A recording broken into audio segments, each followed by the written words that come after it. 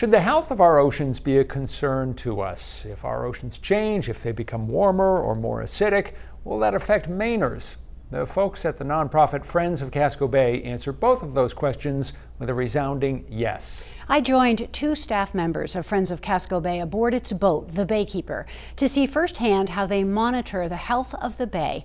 Our coastal waters, in one way or another, impact really every Mainer, whether through the food we eat, our livelihoods, or our recreation. There are measurable changes happening in our ocean. What will that mean for our state? We started our morning with yet another question. Where exactly does Casco Bay begin and end? Generally, I like to say that Casco Bay runs from cape to cape, from Cape Elizabeth to the southwest, kind of diagonally up to Cape Small in Phippsburg, in the northeast.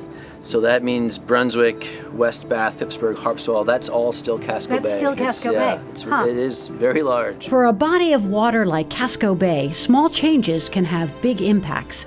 Analyzing those changes is the work of staff scientist Mike Doan.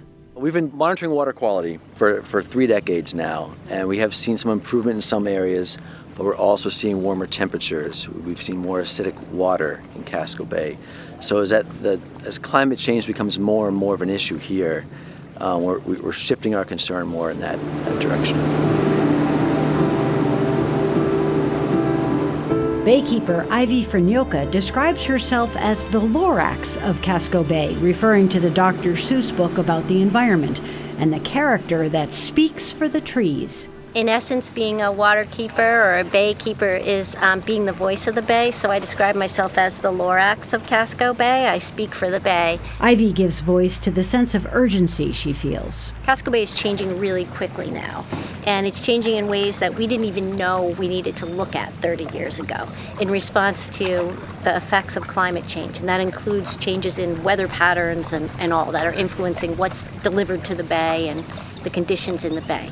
And so we're studying a piece of the puzzle. Oh, look at this. We have a lot of hitchhikers today. To capture their piece of the puzzle, Friends of Casco Bay uses 3 monitoring stations at different parts of the bay to collect hourly, round-the-clock measurements. These stations are modified lobster traps built specifically for this purpose. This one near Cousins Island. We look at things like temperature and salinity, how salty the water is. We look at the amount of oxygen in the water. Everything here living in the water needs oxygen.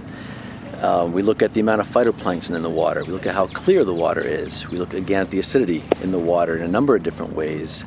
And these are all different pieces of the puzzle as far as the health of the bay. Another major concern, nitrogen pollution.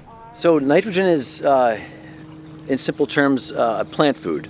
So the more nitrogen you have, the more plant matter you're going to have, the more biology, the more growth. And we absolutely want some growth. We're a very productive bay, and we want to keep it productive.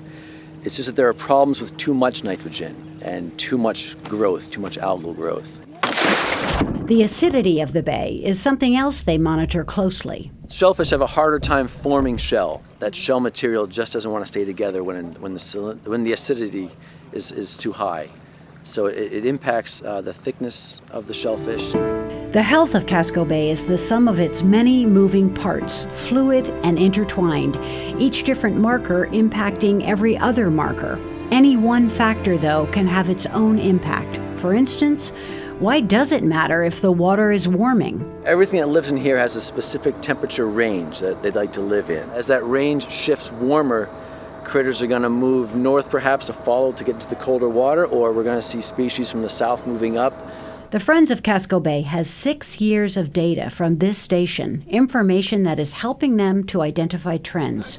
Turning research into advocacy is at the heart of what Ivy does. I feel so passionately about this. I mean, Casco Bay is really at a tipping point. We must act swiftly to keep us from going over that precipice and really seeing the bay being harmed by the impacts of climate change and the other pressures from all the built environment on the bay. And so what I love about our work and what we do is that obviously we need to, like the old adage says, think globally and act locally. And because it's a bay, and it's a big bay, but it's a bay, we can make a difference, and I feel like that's the role of our organization. Each one of us contributes to making a difference and improving and protecting the health of the bay. That's it in a nutshell. Like, I know that at the end of my life's work, my goal is to leave the bay better than when I became the baykeeper. The hope of the Friends of Casco Bay is to go beyond raising awareness to changing laws to protect coastal waters. The organization has numerous opportunities to volunteer, including serving as a water reporter, and we'll include a link to their website in the 207 section of our website and mobile app.